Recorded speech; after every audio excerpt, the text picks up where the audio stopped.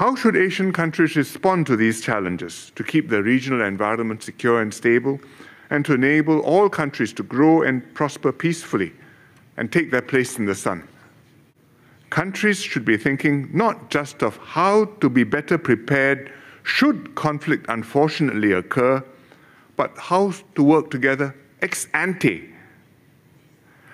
before trouble happens, to maintain peace and stability in the region and reduce the likelihood of a conflict in the first place. We should maximize the opportunities for countries to work and to prosper together and minimize the risk of tensions worsening into hostilities. How can we do this? First, on regional security. Individual countries will naturally re-examine their defense strategies and spending, and each will surely consider the need to strengthen its own defense capabilities to protect itself. In Japan and South Korea, sensitive issues are being raised publicly, including whether to allow nuclear weapons to be deployed on their soil, or even to go a step further and build capabilities to develop such weapons.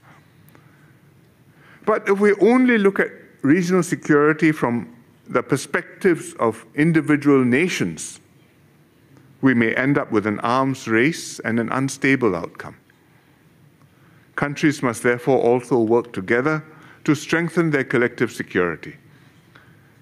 And they must do this beyond forming alliances and formal groupings of like-minded partners, like the Quad or the AUKUS grouping, but also through engagement and confidence and trust-building arrangements with potential adversaries.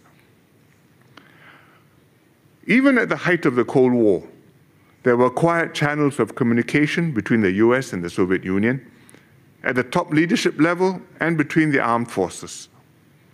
Such channels need to be worked out and established between the US and China, and between other countries in Asia which have disputes with one another. They help to reduce mistrust, to clarify misunderstandings, and manage acute incidents which are bound to arise from time to time. In particular, countries must be very mindful and cautious in handling potential flashpoints that can trigger conflict. For example, on the Korean Peninsula, in the Taiwan Strait, in the Senkaku or Diaoyu Islands, or on the South China Sea. Preventing these complex issues from taking an untoward turn is far from straightforward, because the parties involved not only have to consider strategic implications, but also respond to domestic political pressures. And therefore, it will require deft diplomacy, political judgment, and statesmanship of the highest order. But the stakes are high, and countries must be willing to show restraint, accept differences, and live with compromises.